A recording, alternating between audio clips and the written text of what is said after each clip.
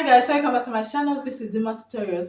Dima Tutorials, as you already know, is an educational channel here on YouTube, Facebook, and on TikTok. Okay, today I want us to look at some of the tricky questions that most JAMB candidates fail, and I don't want you to be one of those that will fail these questions this year. So that's why I'm bringing them to you. And these questions are on the section on completion of sentences and oral English. Now we're going to start with oral English. I need you to pay attention, okay? Watch the video to the end and make sure you subscribe to the channel if you've not subscribed already. Click on the like button and the notification bell, and also share the video to your friends, okay? Now let's start with oral English. One of the tricky questions that are going to see in the exam, we don't see it on the section on rhyme, we will see it on the section on consonant sounds or vowel sounds. You must see this question, okay? You must see this question in your exam, and this question has to do with the pronunciation of the past tense markers, okay? The pronunciation of the past tense markers. Now there are three ways of pronouncing the past tense markers. What do I mean by past tense markers? Past tense markers are the d or ed that you add to a regular verb to make it past tense, okay? Regular verbs like walk, okay? The past tense of walk is walked, okay? Regular verb like need, the past tense of need is needed, okay? Regular verb like beg, the past tense of beg is begged, okay? When you have a regular verb, the past tense marker can be pronounced as ts, d, or id, okay? Now we're going to learn the phonetic environments for pronouncing the past tense markers as ts, d, or id, okay? Now let's start with the pronunciation of past tense markers as ts, okay? Now when you have a regular verb that ends with a voiceless consonant, any of these voiceless consonants,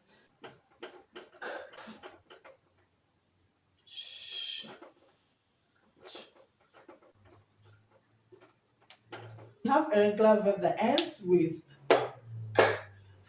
or s, okay? When you have a regular verb that ends in any of these sounds, the past tense marker is going to be pronounced t. Okay, let's see some examples. Let's have examples. Okay, we have walk here. Now the past tense of walk is walked, okay? Walked. The last sound in the word walk is k, okay? So you're going to pronounce the past tense marker as t, okay? Not it's not walked, it's walked. Now a word like sleep, okay? Past tense is slept, okay? Now the last sound of the word sleep is p, okay? Is p here. P is a voiceless consonant. Now the past tense marker is going to be pronounced t, okay? A word like rush. Rush, the sound you have here is sh, sh, okay? Now, you're gonna, when you add ed to it to make it past tense, the ed will be pronounced t. So you have rushed, not rushed. Rushed is rushed, okay? Now, when you have a word that ends in sh, ch, s, you're gonna pronounce the past tense marker as t, okay? It's important to learn these sounds, memorize these sounds, because I'm sure you're going to see a question on this, either on rhymes or consonant sounds. So it's important to learn how to pronounce the past tense marker of a word that the last sound is any of these sounds, okay? Any of these voiceless consonants, okay? Now let's see the next two. Now when you have a word that ends in a vowel sound, the past tense marker is going to be pronounced d. The past tense marker is going to be pronounced d, okay? For example, woo, okay? Woo, woo. Now the past tense of woo is would, okay? Another example, barrel, okay? Barrel. The past tense of barrel is buried, okay? The last sound we have here is L, which is a diphthong and is a vowel sound. So the past tense marker is d, okay? When you have a voiced consonant ending a word, the past tense marker is going to be pronounced d, okay? B, g, v, v, z, j, j, and okay? When you have a word that ends in any of these sounds, the past tense marker is going to be pronounced d. The past tense marker will be pronounced d, okay? For example, um, rob, okay? The past tense of rub is rubbed. Okay. Now the past tense marker is gonna be pronounced d. It's gonna be pronounced d because it ends with a voiced consonant. Okay. Now we have a word that ends. Let's see, a word that ends in g. Okay, beg. Okay, the past tense marker is gonna be pronounced d. Okay, bed. Okay, so that is it. When you have a word that ends in any of these sounds, you're going to pronounce the past tense marker as d. Okay, now let's say the phonetic environment where you have to pronounce the past tense marker not as t or d but as id. Okay, now when you have a word, a regular verb that ends in t or d, okay, you're going to pronounce the past tense marker as id. When you have a regular verb that ends in t or d, the past tense marker is going to be pronounced as id. Okay. For example, need.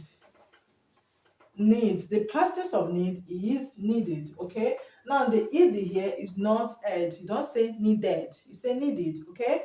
So the id here is pronounced id. The sound you have here is a sound id. Okay. Needed. Add. Add, the past tense of add is added. Okay, the past tense of add is added. Okay, so the id here is pronounced id, not ed. It's not added, it's added. Okay, now a word that ends in t, for example, want.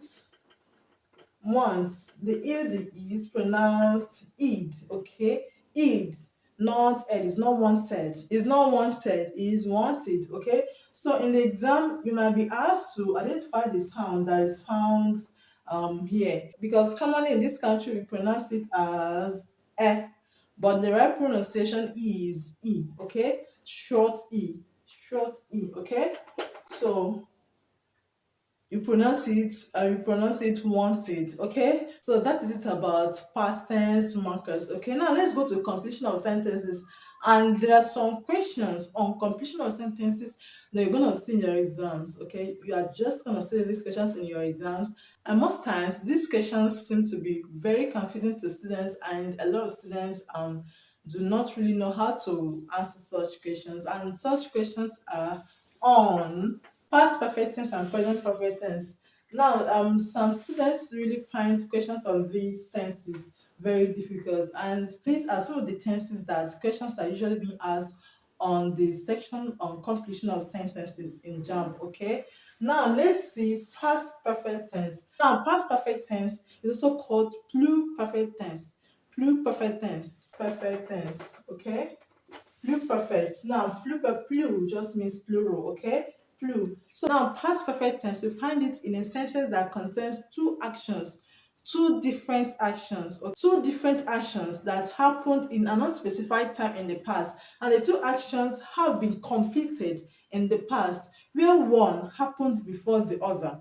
Okay, the pluperfect tense or the past perfect tense is used in describing two actions that happened in the past. The two actions started in the past and ended in the past. Okay, say in the past and ended in the past in an unspecified time in the past. Okay, now for example, um I had studied I had studied before I start for the exam. Okay, I had studied before I start for the exam. Now we have two actions here: the action of studying and the action of sitting for the exam. These are actions that happened in the past. Now, I had studied before I start for the exam. Studied is an action that took place in the past. Sitting for the exam is an action that took place in the past. Okay, and these actions happened in an unspecified time in the past. Okay, how to construct a sentence in the past perfect tense is by using had plus the past participle plus the past participle of the main verb. Okay, if the verb is eat, okay, the past participle is going to be eating. Okay, eating. Okay, past had plus past participle. Had plus past participle of the main verb. Okay. For example, I had eaten before I drank water. Have a sentence that contains two actions that took place in the past. Okay, where one happened before the other, and when one happened before the other, we're gonna use had, and they have to happen in an unspecified time in the past. I mean, in an unknown time in the past. Okay, now present perfect tense. Now present perfect tense has to do with actions that happened in the past. It's present perfect, right? Present perfect, but it talks about actions that happened in the past. It talks about actions that happened in the past that are still relevant, that are still same in the present. Okay, now for example, if I have eaten, when did I eat? I ate in the past. I ate in the past, and in the present, the fact remains I have eaten. Okay? You have studied. When did you study? You studied in the past. Okay? You studied in the past, and in the present, the fact remains that you've studied, right? Has passed the exam. She has passed the exam. When she passed she passed the exam in the past, and in the present, the fact remains that she has passed the exam. Okay? Now, when you talk about present perfect tense, it talks about something that happened in the past and still remains the same in the present. Okay, now this question, there's this question that occurred to my mind now that is in the past question. Okay, I now remember.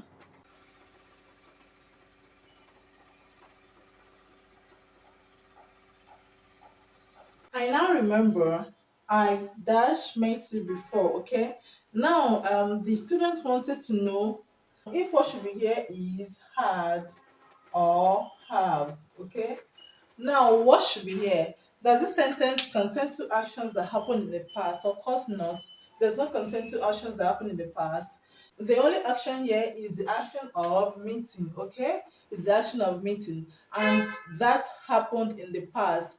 And the person that was met in the past, and in the present, the fact remains that the person was met in the past. So the question is on present perfect tense. Okay, present perfect tense. And to consider a sentence in present perfect tense, you use the subject plus or have.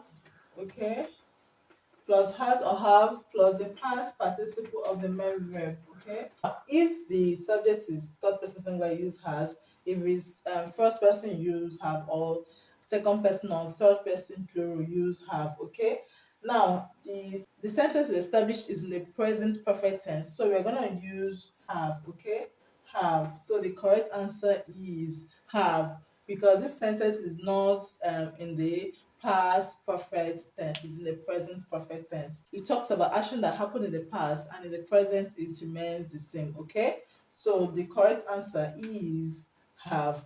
So that is it. I'll be bringing more to you in other videos. Now, if you're interested in my WhatsApp class, please use the number on the screen to join my WhatsApp class. Okay, now that'll be all for today. In another video, like I said, I'll be bringing more questions. Okay, more likely questions to you guys, because I need you guys to smash this year's exam. Make sure you watch all of my videos on this channel. I have lots of videos for you guys, and there's no how you watch most of my videos on YouTube and not smash your exams. Thank you very much for watching, and see you in my next video.